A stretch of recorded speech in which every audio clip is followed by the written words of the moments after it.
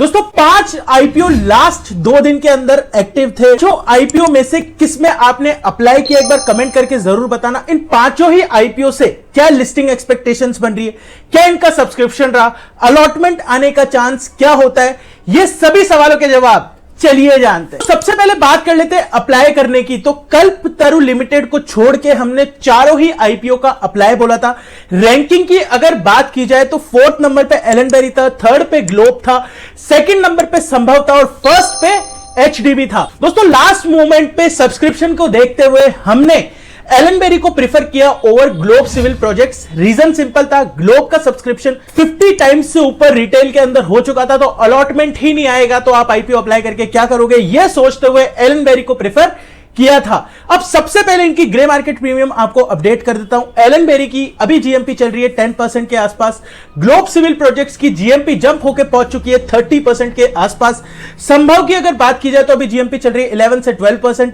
वहीं पे एचडीपी की बात की जाए तो वहां पे जीएमपी चल रही है 10%। तो अब बात कर लेते हैं सबसे पहले एलएनबेरी की। दोस्तों एक चीज मैं आपको बता दूं, हमेशा मैं इधर आईपीओ रिव्यू बता देता हूं, आईपीओ के बारे में स्ट्रेटेजी बता देता हूं, अप्लाई कर रहा हूं यानी ये बता देता हूं, लेकिन फाइनल डिसीजन हमेशा मैं आपको कहता हूं कि व्हाट्सएप या टेलीग्राम जो भी यूज करते हो वो ज्वाइन करके रख लो, जिससे कि अगर कुछ भी चेंज होगा ना इधर तो वो मैं वहां पे लाइव अपडेट कर देता हूं।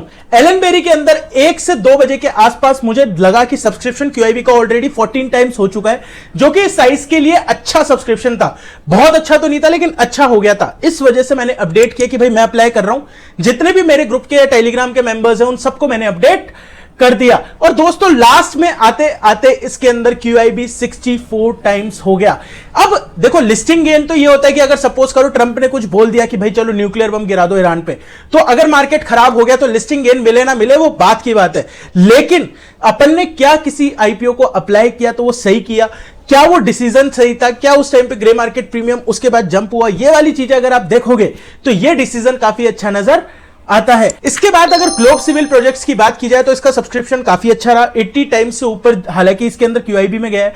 उसके बाद अगर रिटेल में देखें तो 55 टाइम्स गया है, तो अलॉटमेंट आने के चांस बहुत ज्यादा मुश्किल है। अगर आ जाते तो कांग्रेचुलेशंस। अगर आप बाद में वीडियो को देख रहे हो तो कमेंट करके जरूर बता देना। ग्रे मार्केट प्रीमियम 30% है। लिस्टिंग स्ट्रेटजी हर आईपीओ की चैनल पे आ जाएगी। दोस्तों इस चैनल पे अगर आप फर्स्ट टाइम आए हो तो एक बात बता दूं, आईपीओ रिव्यू देखो मत देखो आपकी मर्जी, कहीं भी देखो किसी का भी देखो कोई फर्क नहीं पड़ता, बट लिस्टिंग स्ट्रेटजी इस चैनल की स्पेशलाइजेशन हो जाती है, तो सब्सक्राइब कर लेना। इधर की लिस्टिंग स्ट्रेटजी एक बार जरूर देख लेना, और कहीं की देखो तो आपकी मर्जी है, फॉलो करो तो कहीं और की कोई बात नहीं, बट देख जरूर लेना, वरना फिर बाद में अगर कभी किसी और वीडियो में टकराए तो फिर आपको पछतावा होगा। एलएनबेरी हो गया, ग्लोब सिविल प्रोजेक्ट्स हो गया, कल्पतरु हो गया। अब बात कर लेते हैं संभव आईपीओ की। दोस्तों संभव आईपीओ डार्क हॉर्स में कह सकता हूं एक तरीके से।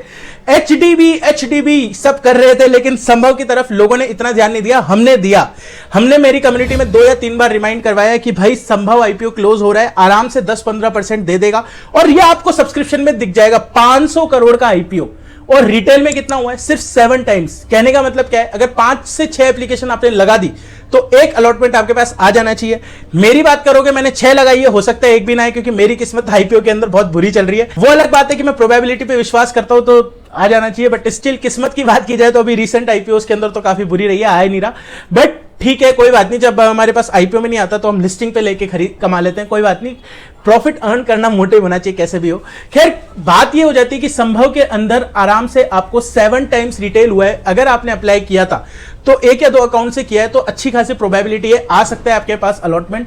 ग्रे मार्केट प्रीमियम 10 से 15% इसका चल रहा है। सब्सक्रिप्शन क्यूआईबी में काफी अच्छा हुआ है, 66 टाइम्स के आसपास हुआ है, जो कि काफी अच्छा अपन मान सकते हैं। दोस्तों नेक्स्ट अब बात कर लेते हैं एचडीबी फाइनेंशियल्स आईपीओ की। दोस्तों बहुत ही अच्छा सब्सक्रिप्शन मैं बोलूंगा। तो बात क्या आ जाती है, ग्रे मार्केट प्रीमियम अभी क्या चल रहा है, जीएमपी अभी के टाइम पे 10% के आसपास चल रहा है। दोस्तों इसके अंदर रिटेल के अंदर जिसने भी अप्लाई किया है सबको अलॉटमेंट आने वाला है। बधाई हो आपको, रिटेलर्स के पास भर भर के माल आने वाला है। अब वो माल प्रॉफिट में बेच पाएंगे या नहीं, या फिर उससे प्रॉफिट कैसे बनाओगे, इसके लिए लिस्टिंग स्ट्रेटजी फॉलो करना। थोड़े टाइम में आ जाएगी, कल तक आ जाएगी, चैनल को सब्सक्राइब कर लो। तो देखो एक चीज समझो, आपके पास अलॉटमेंट नहीं आया, पूरी दुनिया के पास अलॉटमेंट आया जो भी आईपीओ दुनिया में काम करता है। तो अब देखो अलॉटमेंट आना एक चीज है, उस अलॉटमेंट से प्रॉफिट कमाना एक चीज है। तो जब ये आईपीओ सबके पास आया है तो ऐसा नहीं है कि यहां पर ह्यूमन इमोशंस काम नहीं करेंगे। आईपीओ के फंडामेंटल्स, कंपनी के फंडामेंटल्स सब बैक सीट ले लेंगे। उस टाइम पे डिमांड और सप्लाई का गेम होगा, उस हिसाब से आपको क्या करना चाहिए वो मैं अपडेट कर दूंगा। अभी की अगर बात की जाए तो सब्सक्रिप्शन बेसिस पे केवल एक रिटेल ही है जो वन टाइम नहीं हुआ। क्यूआईबी जो है 58 टाइम्स हो चुका है, बिग एचएनआई भी 10 टाइम्स हो चुका है। अगर आपने अप्लाई किया तो आपके पास एक लॉट तो कम से कम आ जाना चाहिए। स्मॉल एचएनआई की भी बात की जाए तो 6 से 7 एप्लीकेशन में आना चाहिए। सबसे गंदी कैटेगरी अप्लाई करने के लिए ये हो गई थी, क्यों? और हमने कहा भी था सीक्वेंस यही होना चाहिए, big HNI, retail, then small HNI, क्योंकि दोस्तों एक यही है जहां पर आपको लड़ना पड़ेगा अलॉटमेंट के लिए।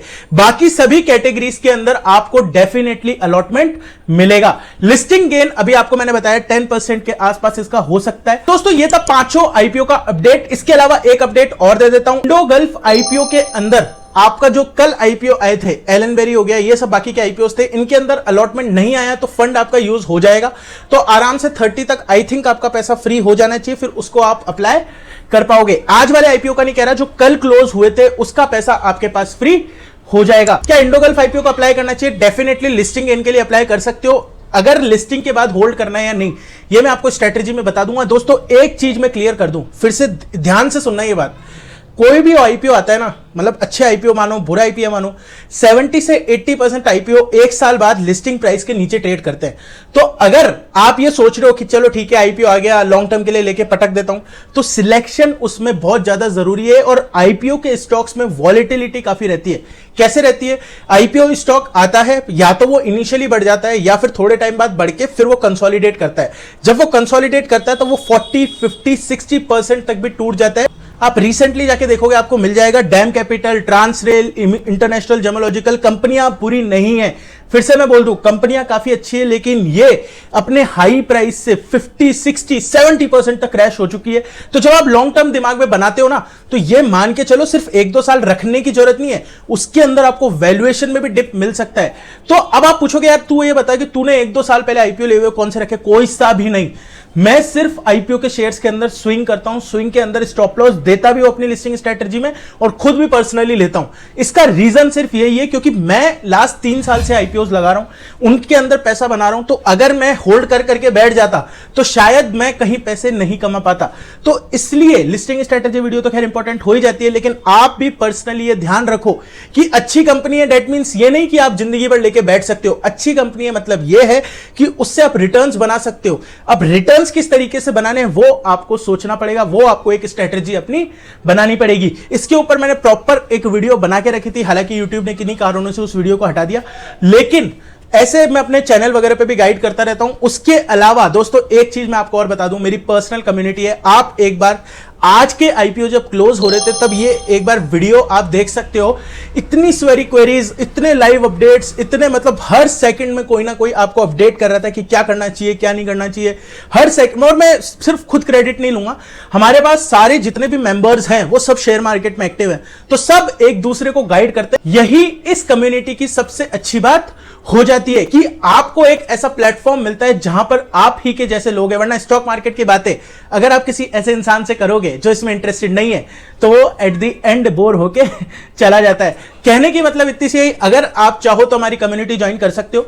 अगर आप 1 मंथ, 3 मंथ, 6 मंथ लेके एक बार ट्राई करना चाहते हो तो वो कर लो। अगर 1 ईयर का प्लान लेते हो तो मेरा कॉन्टैक्ट आपको मिल जाता है, हमारी कम्युनिटी का एक्सेस आपको मिल जाता है, हमारे पर्सनल एक 1 ईयर मेंबर्स का व्हाट्सएप ग्रुप है वो मिल जाता है, और उसके अलावा पर्सनल डिस्कशन आप मेरे से कर सकते हो। तो ये सारे बेनिफिट आपको मिल जाते हैं। तो एक बार डिस्क्रिप्शन में चेकआउट जरूर कर लेना, फायदा ही होगा, ग्रो ही होगा। तो दोस्तों समराइज करते हैं इस वीडियो को। समरी में इतना सा बताना चाहूंगा, एचडीबी का अलॉटमेंट सबके पास आएगा। तो जब सबके पास आएगा तो हर कोई पैसा नहीं कमा पाएगा, तो इसलिए लिस्टिंग स्ट्रेटजी देख लेना।